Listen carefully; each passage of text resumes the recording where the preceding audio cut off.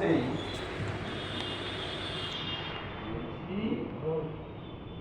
আমি তো চলছে সে না রেখে খুলে বল দেখি, মনটা অনেকটা তোর হালকা হবে। তোমার শ্রমটি মনে আছে? ও তোর যে বন্ধুটা খুব ভালো অভিনয় করে,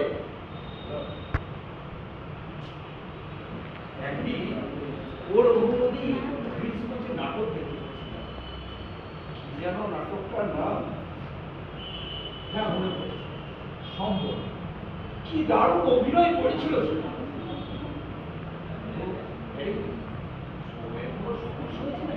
সমস্যা সমস্যায় করতে যাবে কেন? আসলে সেকেন্ড সেমিস্টারের রেজাল্ট বেরিয়েছে, আর তা তো প্রত্যেকটা বিষয় আমার থেকে বেশি নম্বর পেয়েছে। বাহ, এ তো দারুণ খবর রে।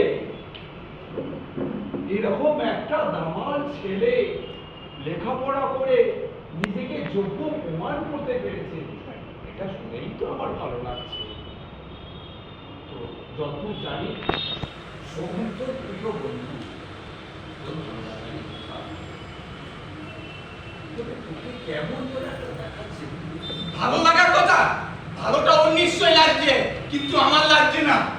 রাজ্যকে প্রত্যেকটা বিষয়ে নোট সাজেশন বানিয়ে দিয়েছিলাম আমি ওকে হাতে ধরে শিখিয়েছি, ও সেখানে আমার থেকে। এতে তোর এত মন খারাপের কি আছে? তো ভালোই হয়েছে। ভালোই হয়েছে সত্যি বাবা, বলি আমি তোমায়, যেটা জানো না, যেটা বোঝো না, সেই বিষয়ে কথা না বলাটাই বুদ্ধিমানের কাজ।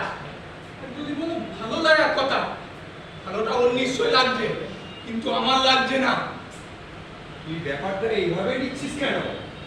আরে তুই এইভাবে দেখ না যে তোর বন্ধু তোর পরিশ্রমে মর্যাদা দিয়েছে, এইভাবে দেখ, খালি দেখ। দেখো বাবা, নেল কাটারটা শুধুমাত্র নখ কাটার জন্য ঠিক আছে, প্রয়োজনের তুলনায় একটু বেশি কেটে গেলে ব্যথা করে, যন্ত্রণা দেয়। আমি ওকে নো সাজেশন টাইমস করে দিয়েছিলাম শুধুমাত্র পাস করার জন্য। ইয়েস, শুধুমাত্র পাস করার জন্য।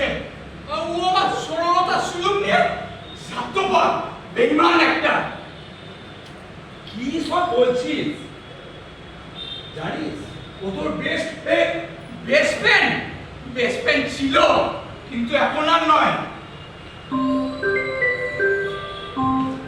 দেখো আবার ফোন করছে, একটা নির্লজ্জ। কেউ এইভাবে ফোন কাটে? তুই তো বলতেই তো পারতিস যে বাবার সাথে একটু কথা বলছিলাম, পরে না হয় ওর সাথে একটু কথা বলি। সত্যি বাবা, বলি আনি তোমায়, এমনিতেই লোকে আমায় সাইকো ভাবে। তার মধ্যে যদি বলি যে বছর আগে হৃদরোগে আক্রান্ত হয়ে তোর বাবার সাথে কথা বলছি, তাহলে তো কোনো কথাই নেই। ঠিকই বলেছিস। আসলে আমি ভুলেই গিয়েছিলাম লোকসমাজে আমার পরিচয় আমি ভুলত। কিন্তু তুই বিশ্বাস কর, আমি আজও বেঁচে আছি। আমি আজও বেঁচে আছি তোর মধ্য দিয়ে। আমার যা কিছু সুযোগ, বুদ্ধি, শিক্ষা, সংস্কার আমি সব তোর কাছে রেখে গেছি।